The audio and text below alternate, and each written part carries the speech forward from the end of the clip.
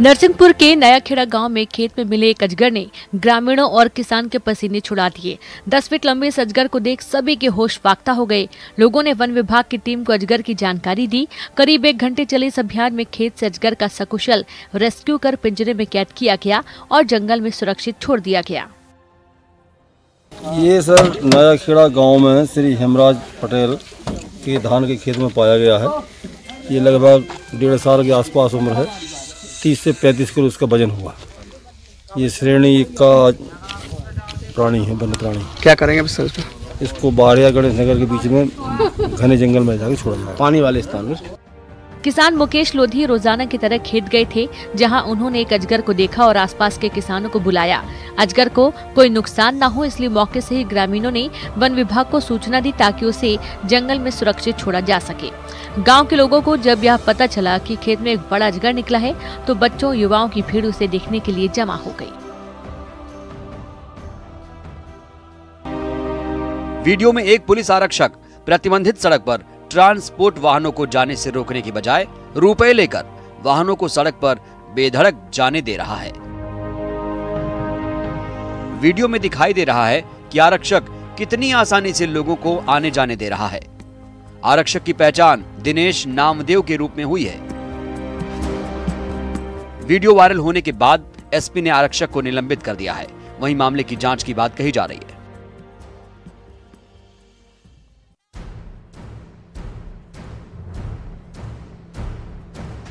रतलाम जिले में एक गांव ऐसा भी है जहां पर्यावरण को बचाने की दशकों पुरानी परंपरा आज भी कायम है। इस गांव के हर घर के सामने नीम का पेड़ लगाने की परंपरा है जो आज भी चली आ रही है। लोगों का मानना है कि यह नीम के पेड़ का ही कमाल है कि यहां ग्रामीण कभी भी बीमार नहीं पड़ते।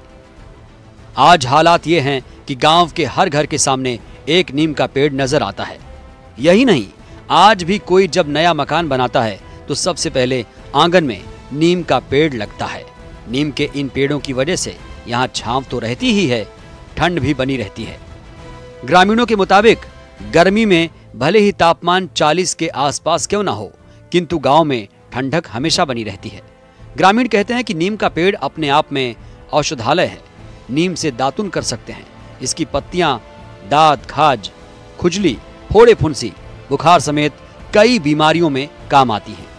इसकी लकड़ी और पत्तियों के धुएं से मच्छर भाग जाते हैं। ये प्राकृतिक कीटाणुनाशक है। महिला का पैर फिसलने से घाट से करीब 1000 फीट नीचे खाई में गिर गई। कई गहरी चोट लगने से नीतू की मौके पर ही मौत हो गई। हमको सूचना मिली कि कोई महिला सेल्फी लेते हुए खाई में गिर गई है, तो उसी के लिए फिर हम मौके पे गए। मौके पर महिला की जो शव था वो खाई में गिरा हुआ था। उसको बड़ी मुश्किल से गांव वालों की मदद से और अपने पुलिस कर्मियों के साथ जंगल से उसको निकाला गया और निकाल के उसको पीएम के लिए भेजा गया है। महिला का नाम है, जो मृतिका है, नीतू पति विकास महेश्वरी। मौके पर पहुंची मंडलेश्वर थाना पुलिस ने कड़ी मशक्कत के बाद स्थानीय लोगों की मदद से महिला के शव को खाई से निकाला। शव को निकालने में करीब 6 घंटे का समय लगा।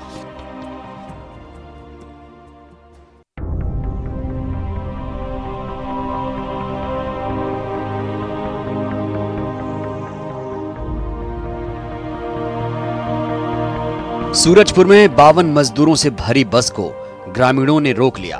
बस में 52 मजदूर सवार थे, जिसमें 32 किशोर भी शामिल थे। ग्रामीणों ने बस को पकड़कर पुलिस के हवाले कर दिया।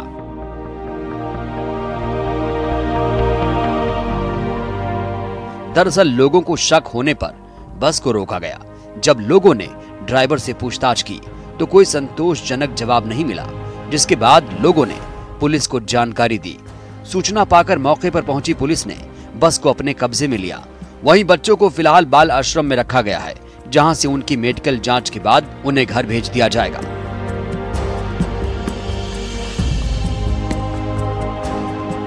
बरामद बस तमिलनाडु की है। बताया जा रहा है कि बच्चों को तमिलनाडु की एक कंपनी में काम करने के लिए ले जाया जा रहा था। बस में सवार लोगों को ले जाने के लिए कोविड के किसी भी नियम का पालन नहीं हो रहा था। ना लोगों के मुंह पर मास्क था, ना ही सोशल डिस्टेंसिंग।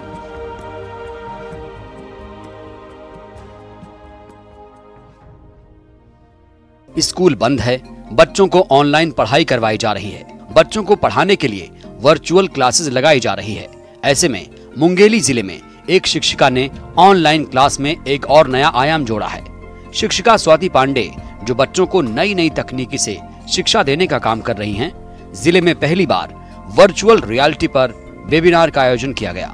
शिक्षिका स्वाति द्वारा राज्य स्तर पर इस वेबिनार का आयोजन किया गया, जिसमें 2500 शिक्षक और विद्यार्थियों ने नए नए तकनीक को सीखा। ऑगमेंटेड रियलिटी में पहले हम जब वर्चुअल क्लास लेते थे ऑनलाइन क्लासेस में, तो वो बहुत ही सिंपल क्लासेस रहती थी कि हम ऑनलाइन क्लास में जाते थे और पढ़ाते थे। बट ऑगमेंटेड रियलिटी के बारे में हम जिस चीज के बारे में पढ़ा रहे हैं वो ऑब्जेक्ट सामने आ जाएगी। इससे टीचर को पढ़ाने में आसानी होगी और बच्चों को समझने में आसानी होगी।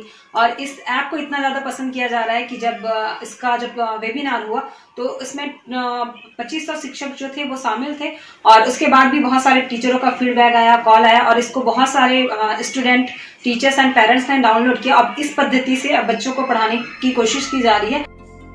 नई तकनीक में बताया गया कि आप बच्चों को जिस भी विषय या चीज के बारे में पढ़ा रहे हैं, उस सब्जेक्ट को वर्चुअली बच्चों के सामने स्क्रीन पर लाकर उसके बारे में जानकारी दे सकते हैं। इस नई तकनीक में टीचर चीजों को और ज्यादा अच्छे तरीके से समझाया जा सकता है।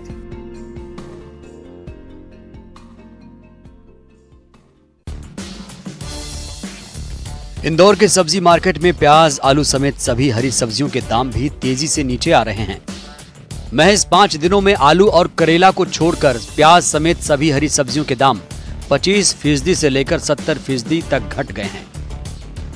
प्याज के दामों में अचानक गिरावट का कारण मध्य प्रदेश सरकार के लगाए गए स्टॉक लिमिट को माना जा रहा है, लेकिन नासिक से प्याज की आवक दोगुनी होने से भी दाम एकदम से कम हुए हैं। सब्जी विक्रेता कहते हैं कि शीत ऋतु में हर साल हरी सब्जियों की भरपूर आवक होती है, इसीलिए ग्राहकों को इस सीजन में पूरे साल से कम दामों पर सब्जियां मिलती हैं। इस बार मानसून के देरी से विदा होने के कारण स्थानीय फसलों के आने में देरी हुई है। पूरे अक्टूबर में इस बार हरी सब्जियों की स्थानीय आवक कम थी। ज्यादातर हरी सब्जियां महाराष्ट्र और राजस्थान से आ रही थी। इसके उलट दूसरे राज्यों में फसलें खराब होने की वजह से प्याज यहां से बाहर भेजी जा रही थी। इसीलिए सभी सब्जी के दाम अक्टूबर में आसमान पर थे। हालांकि नवंबर के पहले हफ्ते में स्थितियों में तेजी से बदलाव आ रहा है। रतलाम की तरह खंडवा भी प्रदेश का प्रमुख सब्जी उत्पादक क्षेत्र बन गया है।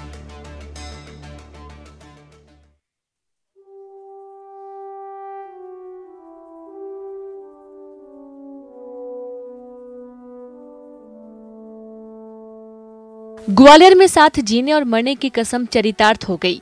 गांधीनगर इलाके में रहने वाले 55 साल के कमल गर्ग का करवा चौथ के दिन एक्सीडेंट हो गया और उसके दूसरे दिन उन्होंने दम तोड़ दिया।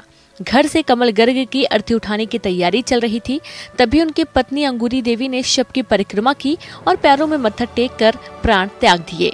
घर के लोगों ने डॉक्टर को बुलाया तो डॉक्टर ने भी उन्हें मृत घोषित कर दिया। घर के लोग मातम में डूबे थे, लेकिन इलाके के लोग हैरान थे कि आखिर ऐसे कैसे हो गया। घर से अर्थी निकालने का इंतजाम किया गया। बैंड बाजे के साथ एक साथ पति पत्नी की शव यात्रा निकाली गई। ये संयोग ही है कि साथ जीने और मरने की कस्में खाने वाले कमल गर्ग और अंगूरी देवी का अंतिम संस्कार भी एक साथ किया गया।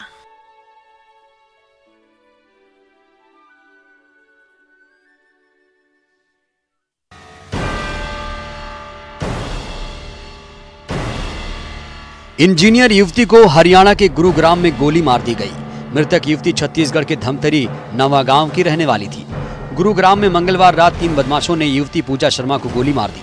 वारदात में पूजा के सिर में गोली लगी। करीब 39 घंटे तक वेंटिलेटर पर रहने के बाद पूजा की मौत हो गई। घटना की जानकारी लगते ही युवती के माता पिता गुरुग्राम पहुंचे। जानकारी के मुताबिक घटना मंगलवार रात करीब 11:30 बजे की है।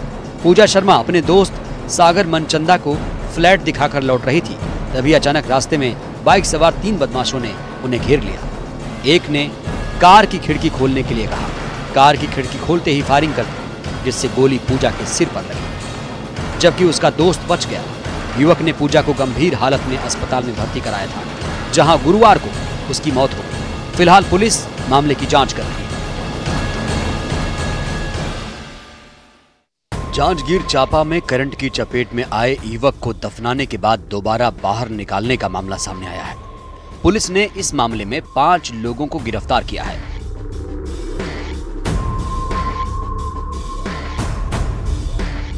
जानवरों का शिकार करने के लिए शिकारियों ने बिजली के तार फैलाए थे। शांतिलाल बिंझावर नाम का युवक इसकी चपेट में आ गया, जिसके बाद से युवक लापता हो गया था। बताया जा रहा है कि शिकारियों ने युवक को नदी के किनारे दफना दिया था, जिसे कार्यपालक दंडाधिकारी और ग्रामीणों की मौजूदगी में पुलिस ने शव को बाहर निकाला। शव को पोस्टमार्टम के लिए भेज दिया गया है। मामला जांजगीर चांपा जिले के पंतोरा चौकी क्षेत्र के देवरी गांव का है। वहीं परिजन दोषियों के खिलाफ कार्रवाई की मांग पर अड़े हुए हैं।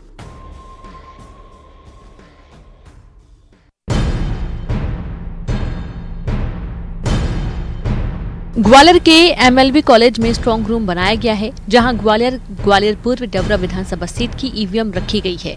इन ईवीएम की सुरक्षा के लिए भारी पुलिस बल और पैरामिलिट्री फोर्स तैनात है। सभी कमरों में सीसीटीवी कैमरे के जरिए मॉनिटरिंग की जा रही है। इसके बावजूद कांग्रेस के प्रत्याशियों को यहां की सुरक्षा को लेकर चिंता है। यही वजह है कि कांग्रेस के तीनों प्रत्याशियों ने अपने अपने कार्यकर्ताओं को यहां पर निगरानी के लिए टेंट लगाकर बैठाया है। चिंता है, शासन जिस तरह से उनका समर्थन कर रहा है भाजपा का, और उनकी मंत्री खुद इमरती देवी ने कहा था कि हमें तो कलेक्टर साहब जिता देंगे, तो ये बड़ी चिंता का विषय है। इसलिए हम कार्यकर्ता सुरक्षा में यहाँ बैठे हुए हैं, क्योंकि शासन प्रशासन जिस तरह से उनका सहयोग कर रहा है, हमें उन पर शंका है, और शंका को देखते हुए हम यहाँ पर सुरक्षा में बैठे हैं। तीनों कांग्रेस प्रत्याशियों के करीब 15 समर्थक यहां पर 8-8 घंटे की 3 शिफ्ट में 24 घंटे निगरानी कर रहे हैं। कांग्रेसियों ने कहा कि उन्हें प्रशासन पर भरोसा नहीं है, यही वजह है कि वो निगरानी कर रहे हैं।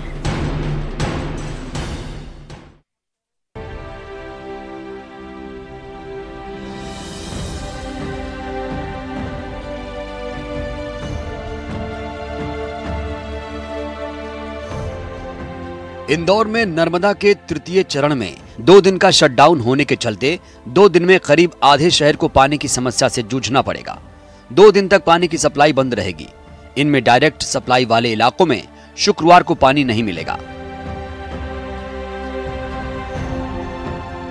जबकि शनिवार को 40 से ज्यादा टंकियां नहीं भर पाएंगी।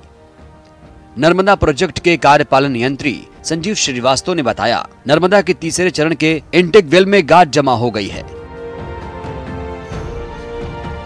इस कारण पूरी क्षमता से पानी नहीं आ रहा है। इंटेक वेल की सफाई के अलावा 90 MLD का पंप अहमदाबाद से सुधार के बाद लगाया जाना है। इसके चलते 2 दिन तक नर्मदा का शटडाउन रहेगा। इसके साथ ही इंदौर आने वाले पानी के आंकलन के लिए बिजलपुर के पास 1700 mm की ग्रेविटी लाइन में 1500 mm का इलेक्ट्रोमैग्नेटिक फ्लो मीटर भी लगाया जाएगा। इसके अलावा त्रिवेणी नगर और जनता क्वार्टर की टंकी की लाइन को भी LIG चौराहे पर जोड़ा जाएगा। इसीलिए पानी की सप्लाई बाधित रहेगी।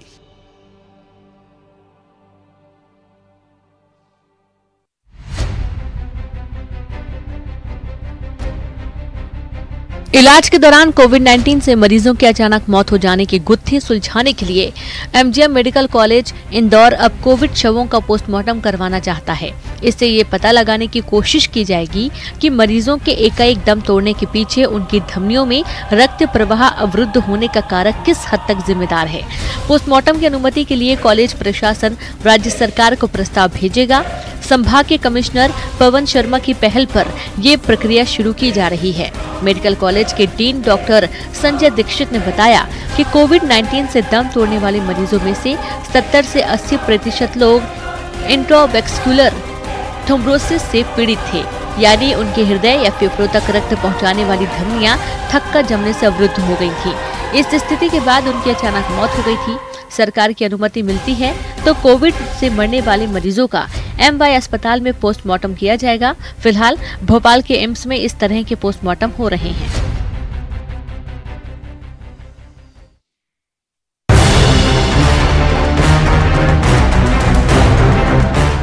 मध्य प्रदेश सरकार ने बड़ा फैसला किया कि कोरोना की वैक्सीन आते ही सबसे पहले स्वास्थ्य विभाग को मिलेगी।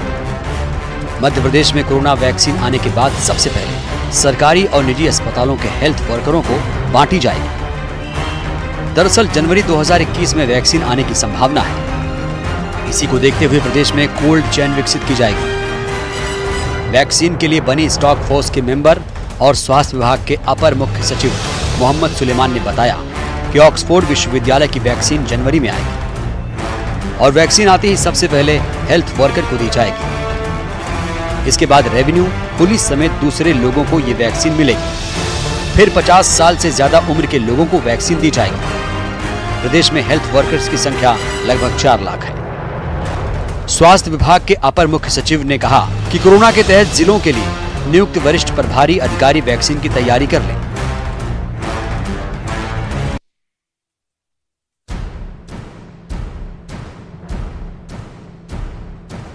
टीकमगढ़ में अपने कर्तव्य का पालन कर रही महिला एसपी वाहिनी सिंह ने अपने फर्ज और अपनी ड्यूटी के आड़े नहीं आने दिया। महिला एसपी ने न केवल अपना फर्ज निभाया बल्कि बखूबी अपनी ड्यूटी भी निभाई।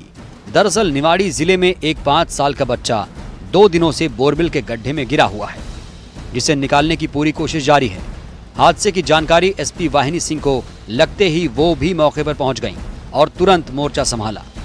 लेकिन इस बीच करवा चौथ भी पड़ गया, लेकिन महिला एसपी ने अपना व्रत नहीं तोड़ा और अपनी ड्यूटी पर डटी रही। रात होने पर महिला एसपी के पति, जो खुद भी आईपीएस हैं, वो खुद मौके पर पहुंच गए और पत्नी को पानी पिलाकर उपवास तोड़वाया। खास बात थी कि उसी दिन पति का भी जन्मदिन था, लिहाजा पत्नी ने भी सड़क किनारे ही पति का जन्मदिन भी मनाया। बाद में महिला एसपी के पति ने अपने फेसबुक पेज पर इसकी तस्वीर भी साझा की।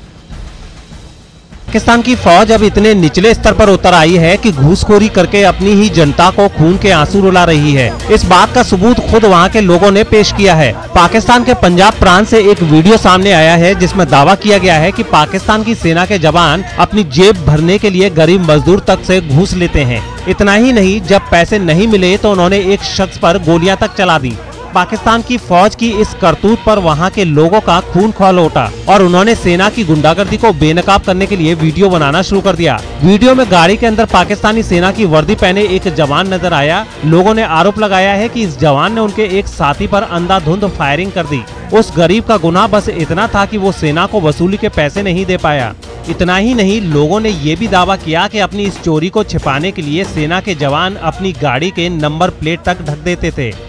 खास बात ये कि पाकिस्तानी मीडिया भी सेना की इस जाति के खिलाफ मुंह खोलने को तैयार नहीं। इस वीडियो को बनाने वाले शख्स ने दावा किया है कि पाकिस्तानी मीडिया सेना से खौफ खाए बैठी है। सेना और मीडिया की इस मिलीभगत से पाकिस्तान के लोग आग बबूला हो उठे और जब उनके तेवर नरम नहीं पड़े तो सेना का एक बड़ा अफसर वहां पहुंच गया। आरोप है कि उसने पुलिस पर मामला दर्ज न करने का दबाव भी बनाया। बताया गया है कि जिस शख्स को गोली मारी गई उसकी अस्पताल में हालत गंभीर बनी हुई है।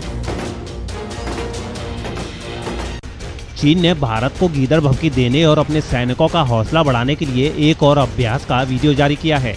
इस वीडियो में चीनी सैनिक युद्ध में इस्तेमाल होने वाले हथियारों और टैंकों को कम समय में सीमा तक पहुंचाने का अभ्यास करते दिखाई दिए। साथ ही इस वीडियो में ये भी दिखाया गया कि चीनी सेना कैसे पहाड़ों की ऊंचाई पर भी कम वक्त में अपने घातक हथियार और टैंक पहुंचा सकती है। इसके लिए सेना के बड़े बड़े ट्रक और टैंक बिना देरी किए सड़क और पानी के रास्ते रेलवे स्टेशन पर पहुंच गए, जहां उन्हें सामान ढोने वाली ट्रेनों पर चढ़ाया गया और फिर वहां से रवाना कर दिया गया। इस वीडियो के जरिए ये दिखाने की कोशिश की गई कि ट्रेनों के रास्ते चीन की सेना बहुत ही कम समय में सीमा पर अपनी पूरी तैयारी के साथ पहुंच सकती है। खास बात ये कि चीन इससे पहले भी अपने कई सैन्य अभ्यासों का वीडियो जारी कर चुका है। उन सैन्य अभ्यासों के जरिए चीन की मंशा भारत समेत दुनिया के उन देशों को डराने की होती है जो उसकी नीतियों का विरोध करते हैं।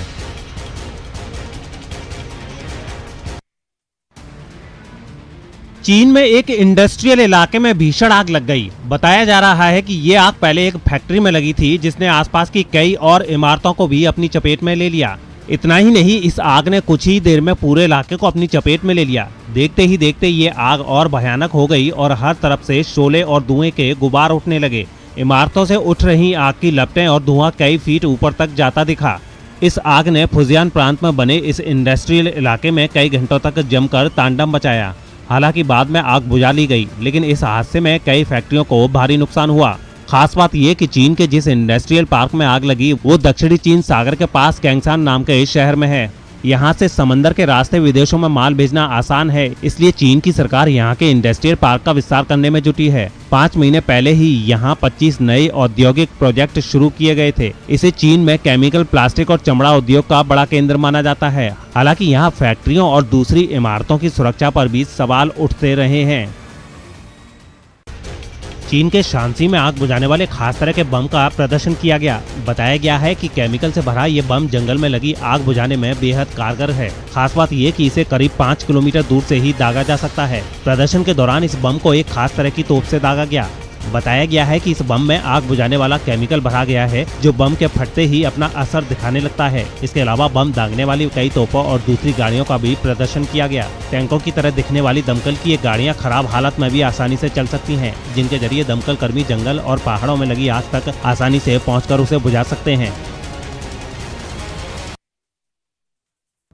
जापान में खुला एक अनोखा अम्यूजमेंट पार्क आजकल सुर्खियों में है। काल्पनिक राक्षस गॉडजिला की थीम पर बने इस पार्क में गॉडजिला का 75 फीट ऊंचा एक स्टैचू लगाया गया और दावा है कि यह दुनिया में गॉडजिला का सबसे बड़ा स्टैचू है, जिसे देखकर थीम पार्क में पहुंचे लोगों को गॉडजिला फिल्मों की याद आ गई।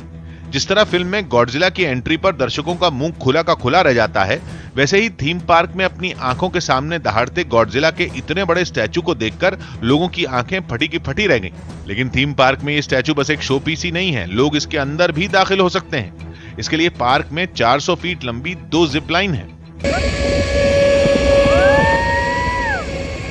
लोग जिप लाइन में झूलते हुए गॉडजिला के इस विशाल स्टैचू के मुंह में घुसे और डर और जोश से भरे इस सफर ने उन्हें रोमांच से भर दिया। इस झूले का मजा लेने के लिए कोरोना काल में भी थीम पार्क में काफी पर्यटक पहुंचे। इतने बड़े स्टैचू के सामने वो अपनी तस्वीरें खिंचाते भी नजर आए। मगर थीम पार्क में मस्ती पर फुल स्टॉप यहीं पर नहीं लग जाता। इसके अंदर गॉडजिला म्यूजियम भी बनाया गया है, जिसमें कई शानदार स्टैचू दिखे। लोगों ने वहां दूसरे खेल भी खेले।